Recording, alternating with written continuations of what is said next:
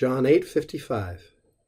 Et non cognovistis eum, ego autem novi eum, et si dixero quia non scio eum, ero similis vobis, mendax. Sed scio eum, et sermonem eius servo.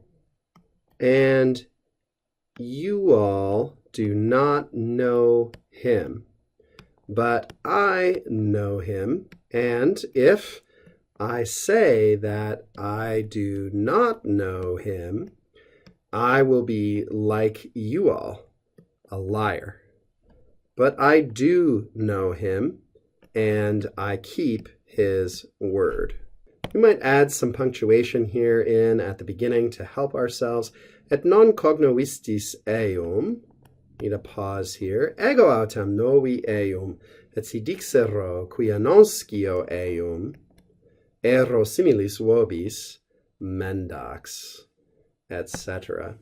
What we want to point out is something that we mentioned a little bit earlier, a couple verses ago, that forms of verbs derived from nosco, like this one, cognosco, even though we find it here in the perfect tense ostensibly, we're going to translate it as present, and that has to do with the meaning of the verb as a progressive proceeding process of getting to know things. If we've gone through that process, we use the perfect tense to say it's a thing that I know now because of that work I've done before. So we just translate with English.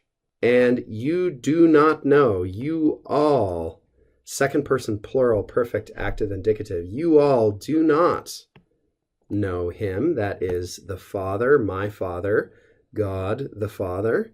But, and this definitely I think has an adversative sense, I, by contrast, ego here, emphatic, I do know him, the Father. And if I will have said, if I will say, we might say in English, or even just we might use the present tense, if I say that, we're introducing indirect speech here with quia, if I say that I do not know him, I will be like you. Similis and dissimilis take a dative of the thing to which they are or are not alike. I will be like to you all, that is to say, mendax, a person who tells lies. That's a word that's coming back up after a few verses from where it was used before. We heard earlier that Satan, the father of lies, has something in common in Jesus's view with his Jewish interlocutors who are unable to grasp or to speak the truth. But I, he continues, I know him and I keep his sermo, his word.